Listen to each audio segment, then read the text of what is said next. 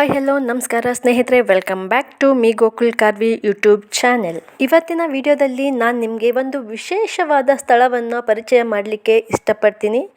ನಮ್ಮ ಸುತ್ತಮುತ್ತಲಿನ ಪರಿಸರದಲ್ಲಿ ತುಂಬ ವಿಶೇಷವಾದ ಸ್ಥಳಗಳಿರುತ್ತೆ, ಆದರೆ ನಮಗೆ ಅದರ ಬಗ್ಗೆ ಮಾಹಿತಿನೇ ಇರೋದಿಲ್ಲ. ತುಂಬ ದೂರದಲ್ಲಿರುವಂಥ ದೇವಸ್ಥಾನಗಳಿಗೆಲ್ಲ ಭೇಟಿ ಮಾಡ್ತಾ ಇರ್ತೀವಿ. ನಮ್ಮ ಅಕ್ಕಪಕ್ಕದಲ್ಲಿರುವಂತಹ ತುಂಬ ಒಳ್ಳೊಳ್ಳೆಯ ಸ್ಥಳಗಳನ್ನು ನಾವು ಭೇಟಿ ಮಾಡೋದೇ ಇಲ್ಲ. ಅಂದಹಾಗೆ ನಾವೀಗ ಹೋಗ್ತಾ ಇರೋದು ಭಟ್ಕಳದಲ್ಲಿರುವಂತಹ ದೇವಿ ಮನೆ ಎಂಬ ದೇವಸ್ಥಾನಕ್ಕೆ. ಇದು ಭಟ್ಕಳ ಸರ್ಕಲ್ನಿಂದ ಹೊರಡಬೇಕಾಗತ್ತೆ. ಸಾಗರ್ ರೋಡ್ಗೆ ಹೋಗುವಂಥ ದಾರಿಯಲ್ಲಿ ಇದು ಸಿಗುವಂಥದ್ದು. ಇಲ್ಲಿ ನೋಡ್ಬೋದು, ಈ ರೋಡ್ ಹೋಗುವಂಥದ್ದು ಎಲ್ಲೊಂದು ಫಾಲ್ಸ್ ಇದೆ, ಆ ಫಾಲ್ಸ್ ಕಡೆಗೆ ಹೋಗುತ್ತೆ. ಇಲ್ಲೇ ಮುಂದೆ ಬಂದರೆ ನಾವೀಗ ಹೋಗ್ತಾ ಇರೋದು ಈ ದೇವಿ ಮನೆ ಎಂಬ ದೇವಸ್ಥಾನಕ್ಕೆ. ನಾವು ಭಟ್ಕಳ ಸರ್ಕಲ್ನಿಂದ ಸಾಗರ್ ರೋಡ್ ಕಡೆಗೆ ಹೊರಟಾಗ ನಮಗೆ ಮೊದಲಿಗೆ ಸಿಗುವುದು ಕಡವಿನಕಟ್ಟೆ ಎನ್ನುವ ದುರ್ಗಾ ಪರಮೇಶ್ವರಿಯ ದೇವಸ್ಥಾನ. ಅದಾದ ನಂತರ ಸಾಲು ಮರದ ತಿಮ್ಮಕ್ಕನ ಪಾರ್ಕ್. ಅದಾದ ನಂತರ ನಮಗೆ ಟೈಗರ್ ಫಾಲ್ಸ್ ಅಂತ ಹೇಳ್ತೀವಿ, ನೀವು ಕೇಳಿರ್ಬೋದು ಇವಾಗ ಇನ್ಸ್ಟಾಗ್ರಾಮ್ನಲ್ಲೆಲ್ಲ. ಅಲ್ಲಿ ಹೋಗುವಂಥ ಒಂದು ಸ್ಥಳ ಸಿಗುತ್ತೆ. ಅದಾದಮೇಲೆ ನಮಗೆ ಸಿಗುವಂಥದ್ದು ಈ ದೇವಿ ಮನೆ ಎಂಬ ದೇವಸ್ಥಾನ. ಈ ದೇವಸ್ಥಾನಕ್ಕೆ ಹೋಗುವ ದಾರಿ ಎಷ್ಟು ಚೆನ್ನಾಗಿದೆ ಅಂದರೆ, ಪ್ರಕೃತಿ ಸೌಂದರ್ಯವನ್ನು ಸವಿತಾರಲ್ಲ ಅಂಥವರಿಗೆ ಇದೊಂದು ಹೇಳಿ ಮಾಡಿಸಿದಂತಹ ಜಾಗ ಅಂದರೆ ತಪ್ಪಾಗ್ಲಿಕ್ಕಿಲ್ಲ. ಹರಿಯುವ ನೀರಿನ ಚರಿಗಳಾಗಲಿ, ಅಡಿಕೆ ತೋಟ, ತೆಂಗಿನ ಮರದ ತೋಟ, ಈ ಥರ ತುಂಬ ಪ್ರಕೃತಿಯ ಮಧ್ಯದಲ್ಲಿ ಇರುವಂತಹ ದೇವಸ್ಥಾನ ಇದು. ಫೈನಲಿ ನಾವು ದೇವಸ್ಥಾನಕ್ಕೆ ಬಂದು ರೀಚ್ ಆದ್ವಿ. ಬನ್ನಿ ನಾವು ಇವಾಗ ದೇವಸ್ಥಾನಕ್ಕೆ ಹೋಗೋಣ. ದೇವಸ್ಥಾನದ ಒಳಗಡೆಯ ಚಿತ್ರಣ ಹೇಗಿದೆ ಅಂತಲೂ ನೀವು ನಮ್ಮ ಜೊತೆ ನೋಡಬಹುದು ಈ ವಿಡಿಯೋ ಮೂಲಕ. ಪ್ರಕೃತಿಯ ಮಧ್ಯದಲ್ಲಿರುವಂತಹ ಈ ದೇವಸ್ಥಾನದ ವಿಹಂಗಮ ನೋಟವನ್ನು ನೋಡ್ತಾ ನೋಡ್ತಾ ದೇವಸ್ಥಾನದ ವಿಶೇಷತೆಯನ್ನು ಕೂಡ ತಿಳ್ಕೊಳ್ಳೋಣ ಬನ್ನಿ ಸ್ನೇಹಿತರೆ. ಉತ್ತರ ಕನ್ನಡ ಜಿಲ್ಲೆಯ ಭಟ್ಕಳ ತಾಲೂಕಿನಿಂದ 8 ಕಿಲೋಮೀಟರ್ ದೂರದಲ್ಲಿರುವ ಈ ದೇವಾಲಯವು ಮಾರುಕೇರಿ ಪಂಚಾಯತ್ ವ್ಯಾಪ್ತಿಗೆ ಸಂಬಂಧಿಸಿದ್ದು ಕಿತ್ರೆ ಗ್ರಾಮದಲ್ಲಿ ದೇವಸ್ಥಾನವು ಪ್ರತಿಷ್ಠಾಪಿತಗೊಂಡಿರುತ್ತದೆ. ಇಲ್ಲಿ ದೇವಿಯು ಹೇಗೆ ಗೋಚರಿಸಿದಳು ಎಂಬ ಬಗ್ಗೆ ಅಷ್ಟಮಂಗಳ ಪ್ರಶ್ನೆಯನ್ನು ಇಟ್ಟಾಗ ಸುಮಾರು 800 ವರ್ಷಗಳ ಹಿಂದೆಯೇ ಈ ಮೂರ್ತಿ ಗೋಚರಿಸಿದ್ದು ಸ್ವಯಂ ಮೂಡಿ ಬಂದಿದ್ದು ಎಂದು ಹೇಳಲಾಗಿದೆ. ನೀವು ಈಗ ದೇವಸ್ಥಾನದ ಗರ್ಭಗುಡಿಯನ್ನು ತುಂಬ ಹತ್ತಿರದಿಂದನೇ ನೋಡ್ತಾ ಇರಬಹುದು. ಮುಖ್ಯವಾಗಿ ನಮಗೆ ತೋರ್ತಾ ಇರುವಂಥದ್ದು ಶ್ರೀ ದುರ್ಗಾ ಪರಮೇಶ್ವರಿ ದೇವಿಯ ಕೆಳಗಡೆನೆ ಶಿವಲಿಂಗ ಇದೆ. ಅದು ಪ್ರತಿಷ್ಠಾಪನೆ ಮಾಡಿರುವಂಥದ್ದಲ್ಲ, ತಾನಾಗಿಯೇ ಉದ್ಭವಿಸಿರುವಂತಹ ಶಿವಲಿಂಗವದು.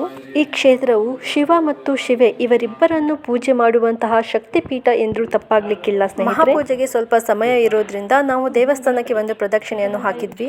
ದೇವಸ್ಥಾನದ ಒಳಗಡೆ ಬಲಬದಿಯಲ್ಲಿ ಶ್ರೀ ಮಹಾಗಣಪತಿಯ ಸನ್ನಿಧಾನವಿದ್ದರೆ, ದೇವಸ್ಥಾನದ ಹೊರಭಾಗದಲ್ಲಿ ಶ್ರೀ ವೀರಭದ್ರ ಸ್ವಾಮಿಯ ಗುಡಿ ಹಾಗೂ ಕ್ಷೇತ್ರ ಪಾಲಕನ ಗುಡಿ ಇದೆ. ಈಗ ನೀವು ನೋಡ್ತಾ ಇರುವುದು ವೀರಭದ್ರ ಸ್ವಾಮಿಯ ಗುಡಿ. ಶ್ರೀ ವೀರಭದ್ರ ಸ್ವಾಮಿಯು ಶ್ರೀ ಕ್ಷೇತ್ರದ ರಕ್ಷಾ ದೇವತೆಯಾಗಿ ಇಲ್ಲಿ ನೆಲೆಗೊಂಡಿರುತ್ತಾರೆ. ಇಲ್ಲೇ ಪಕ್ಕದಲ್ಲಿ ನೀವೀಗ ನೋಡ್ತಾ ಇರುವುದು ಕ್ಷೇತ್ರ ಪಾಲಕನ ಗುಡಿ. ಈ ಎಲ್ಲ ದೇವರುಗಳಿಗೆ ನಮಸ್ಕರಿಸಿ ಶ್ರೀ ದೇವಿಯ ದೇವಸ್ಥಾನದ ಒಳಗಡೆ ಮಹಾಪೂಜೆಗಾಗಿ ಹೋದ್ವಿ. ಮಹಾಪೂಜೆಯನ್ನು ಮುಗಿಸ್ಕೊಂಡು ದೇವರ ತೀರ್ಥ ಪ್ರಸಾದವನ್ನು ಸ್ವೀಕರಿಸಿಕೊಂಡು ತದನಂತರ ದೇವಸ್ಥಾನದ ಅರ್ಚಕರ ಬಳಿ ದೇವರ ವಿಶೇಷತೆಯ ಬಗ್ಗೆ ಹಾಗೂ ದೇವಸ್ಥಾನದ ವಿಶೇಷತೆಯ ಬಗ್ಗೆ ಕೇಳಿದ್ವಿ. ಅವರು ಏನು ಹೇಳಿದ್ದಾರೆ ಅಂತ ನೀವು ಈ ವಿಡಿಯೋದಲ್ಲಿ ನೋಡಿ. ಶ್ರೀ ಕ್ಷೇತ್ರ ದೇವಿ ಮನೆ ಶ್ರೀಮದ್ ಜಗದ್ಗುರು ಶಂಕರಾಚಾರ್ಯ ಶ್ರೀಮಂತ ರಾಘವೇಶ್ವರ ಭಾರತಿ ಸ್ವಾಮಿಯವರ ಒಂದು ಆಡಳಿಕೆಯಲ್ಲಿ, ರಾಮಚಂದ್ರಾಪುರ ಮಠ ಇದರ ಆಡಳಿತೆಯಲ್ಲಿ ಶ್ರೀ ಕ್ಷೇತ್ರ ದೇವಿ ಮನೆ ಭಟ್ಕಳ ಇದರ ವ್ಯವಸ್ಥೆಗಳು ನಡೀತಾ ಇದೆ. ಇದು ಸುಮಾರು ಇತಿಹಾಸದಲ್ಲಿ ಶ್ರೀಧರ ಸ್ವಾಮಿಗಳು ಇದರ ಒಂದು ನೋಡಿ ಈ ಕ್ಷೇತ್ರವನ್ನು ಹೇಳಿದ್ದಂಥ ಒಂದು ಇತಿಹಾಸ ತಿಳಿಸ್ತದೆ. ವಸುಂಧರ ಮತ್ತು ಯೋಗ ಬರುತ್ತದೆ, ಆ ಕಾಲದಲ್ಲಿ ಒಬ್ಬರು ಸ್ವಾಮಿಗಳು ಬಂದು ಈ ಕ್ಷೇತ್ರವನ್ನು ಅಭಿವೃದ್ಧಿ ಮಾಡ್ತಾರೆ ಅಂತ. ಅದೇ ರೀತಿಯಾಗಿ 60ನೇ ವರ್ಷಕ್ಕೆ ಶ್ರೀ ಕ್ಷೇತ್ರಕ್ಕೆ ಶ್ರೀ ರಾಘವೇಶ್ವರ ಭಾರತಿ ಸ್ವಾಮಿಗಳು, ರಾಮಚಂದ್ರಾಪುರ ಮಠ ಇವರು ಬಂದು ಈ ಕ್ಷೇತ್ರವನ್ನು ಎಲ್ಲ ರೀತಿಯಂಥ ಅಭಿವೃದ್ಧಿನ ಮಾಡಿದರು.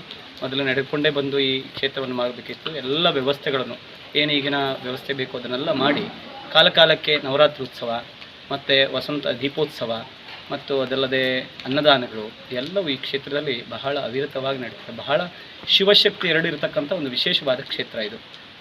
ಶಿವೆಯೂ ಇದ್ದಾಳೆ, ಶಕ್ತಿಯೂ ಇದ್ದಾಳೆ, ಎರಡು ಅಂತ ಇರತಕ್ಕಂಥ ಒಂದು ವಿಶೇಷವಾದಂಥ ಕ್ಷೇತ್ರ.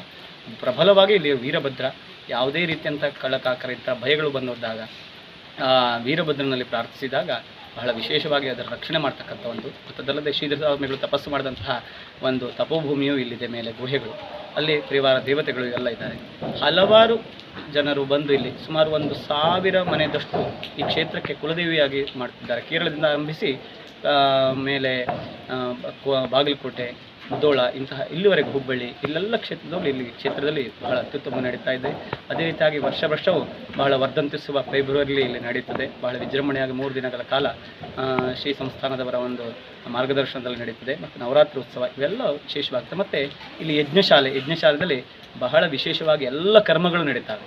ಏನೇನು ಭಕ್ತರು ಬಂದು ಬೇಡ್ಕೊಂಡಿದ್ದಾರೆ, ಚಂಡಿಕಾ ಹೋಮ, ನವರಾತ್ರಿಯಲ್ಲಿ ಸುಮಾರು 30ರಷ್ಟು ಚಂಡಿಕಾ ಹೋಮಗಳು 9 ದಿವಸಗಳ ಕಾಲ ನಡೀತವೆ.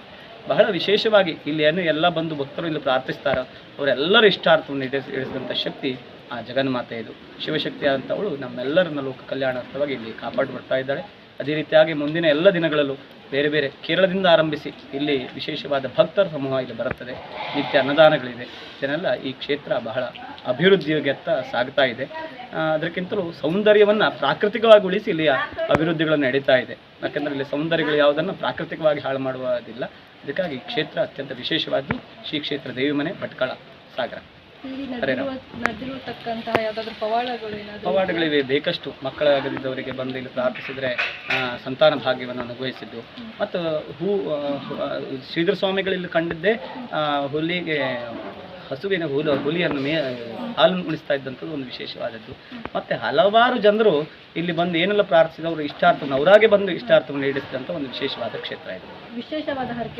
ವಿಶೇಷವಾದ ಹರಕೆ ಚಂಡಿಕಾ ಹೋಮ, ದುರ್ಗಾ ಹೋಮ ನವರಾತ್ರಿ ಸಮಯದಲ್ಲಿ ಆಗ್ತದೆ. ಮತ್ತು ಎಲ್ಲ ಕಾಲದಲ್ಲೂ ಚಂಡಿಕಾ ಶ್ರಾವಣ ಮಾಸ ಬಹಳ ವಿಶೇಷ. ಇಲ್ಲಿ ಎಲ್ಲ ಕಾಲದಲ್ಲೂ ಬಹಳ ವಿಶೇಷವಾಗಿ ಇಲ್ಲಿ ಪೂಜೆ ಮಾಡ್ತಾರೆ. ಮತ್ತು 3 ತಲೆಮಾರಿನಿಂದ ಇಲ್ಲಿ ಅರ್ಚಕರು ಪೂಜೆಯನ್ನು ಮಾಡ್ತಾ ಇದ್ದಾರೆ. 3 ತಲೆಮಾರುಗಳಿಂದ ಅದೇ ವಿಶೇಷ. ಮತ್ತೊಂದು 3ನೇ ತಲೆಮಾರಿಗೆ ಬಾಲಚಂದ್ರ ಭಟ್ರು ಇರ್ತಕ್ಕಂಥದ್ದು 3ನೇ ತಲೆಮಾರು, ಶಂಭು ಭಟ್ರು, ಅದನಂತರ ಲಂಬೋದರ ಭಟ್ರು, ಬಾಲಚಂದ್ರ ಭಟ್ರು 3ನೇ ತಲೆಮಾರು. ಅವ್ರ ಪೂಜೆಯೂ ಹಾಗೆ ನಿತ್ಯ 3 ಹೊತ್ತಿನ ಪೂಜೆಯನ್ನು ಮಾಡ್ತಕ್ಕಂಥದ್ದು. ಮಹಾಗಣಪತಿ, ವೀರಭದ್ರ ಮತ್ತು ತಾಯಿಗೆ ಪರಿವಾರಕ್ಕೆ 1 ಹೊತ್ತಿನ ಪೂಜೆ. ಇದು ಬಹಳ ವಿಶೇಷ.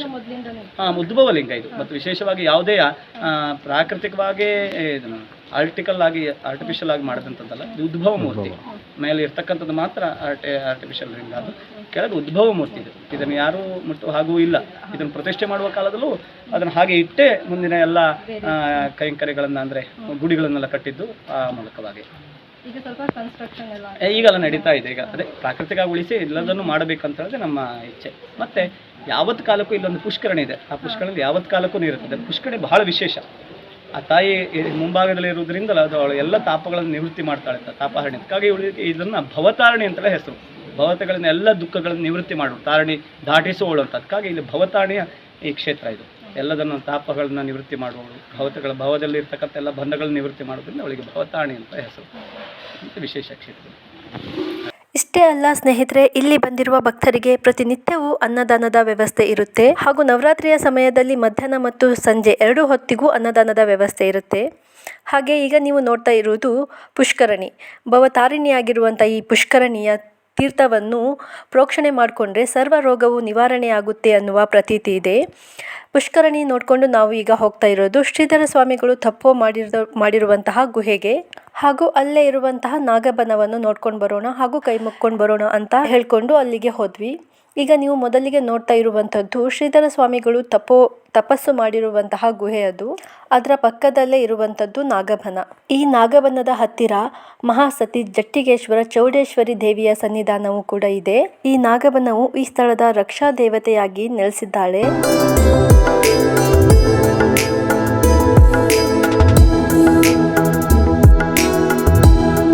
ಶ್ರೀ ಕ್ಷೇತ್ರದಲ್ಲಿ ಹಲವಾರು ಪವಾಡಗಳು ನಡೆಯುತ್ತಾನೆ ಇರುತ್ತೆ. ಸಮಸ್ಯೆಗಳು ಯಾವುದೇ ಇರಲಿ, ಉದ್ಯೋಗ, ಸಂತಾನ, ಮದುವೆ, ಮುಂಜಿ ಇನ್ನಿತರ ಯಾವುದೇ ಸಮಸ್ಯೆ ಇರಲಿ, ಇಲ್ಲಿ ಬಂದು ದೇವರ ಹತ್ರ ಪ್ರಾರ್ಥನೆ ಮಾಡ್ಕೊಂಡು ಹೋದ್ರೆ ಅವೆಲ್ಲವೂ ನಿವಾರಣೆ ಆಗುತ್ತೆ. ನೋಡಿ, ಈ ದೇವಸ್ಥಾನದಲ್ಲಿ ಗೋಶಾಲೆಯೂ ಕೂಡ ಇದೆ. ಇದು ಕೂಡ ಒಂದು ವಿಶೇಷತೆ ಅಂದರೆ ತಪ್ಪಾಗ್ಲಿಕ್ಕಿಲ್ಲ.